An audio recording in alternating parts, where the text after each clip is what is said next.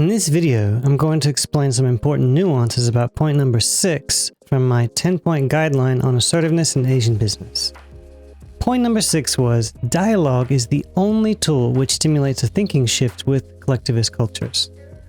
There are many techniques to develop assertiveness, including role plays, games, icebreakers. However, after 15 plus years working with collectivist cultures, I rely on dialogue almost exclusively. Here are 3 key things to know about how dialogue works. Point number 1. Dialogue and discussion are completely different, with opposite goals and opposite processes. Discussion is about trying to narrow down opinions into a final decision, so discussion ends when a conclusion has been reached. Dialogue is about exploring issues that have no answer and where you actually don't want one single answer either, like leadership, team development, or overcoming fear.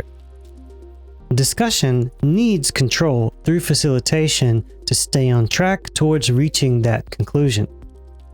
Dialogue starts with a timeless question that no one has a definitive answer for, yet everyone cares about very deeply, but in different ways.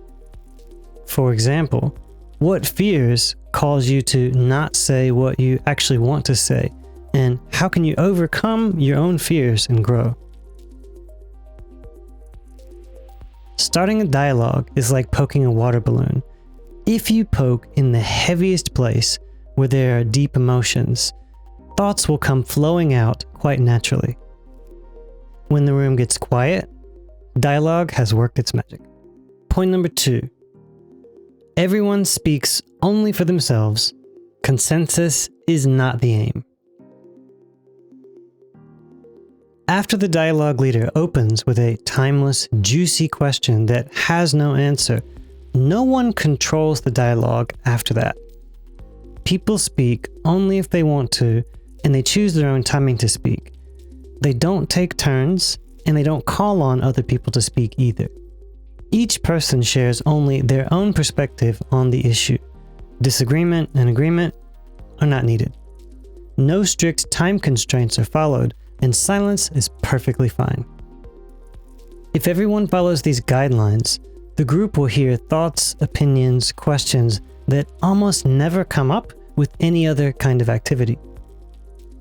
Dialogue organically shifts the collective consciousness of a group. And finally, point number 3. True culture change only happens via dialogue.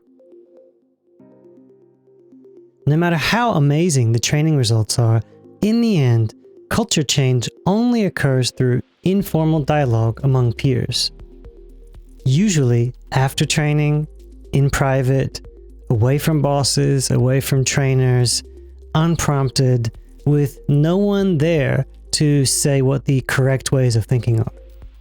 Although you can't engineer that kind of informal dialogue, you can hold meaningful dialogue sessions following the basic guidelines outlined in this video. If you can identify that perfect topic that everyone cares deeply about and don't control how the dialogue flows, people will continue those conversations in private as well.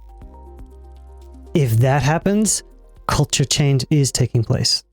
Dialogue is organic, not controlled, and surprisingly unfocused. Yet, like a magic trick, it works without anyone needing to understand why it works. If you'd like more information on conducting dialogue with your teams or your company as a whole, please post a message in the comments. See you in the next video.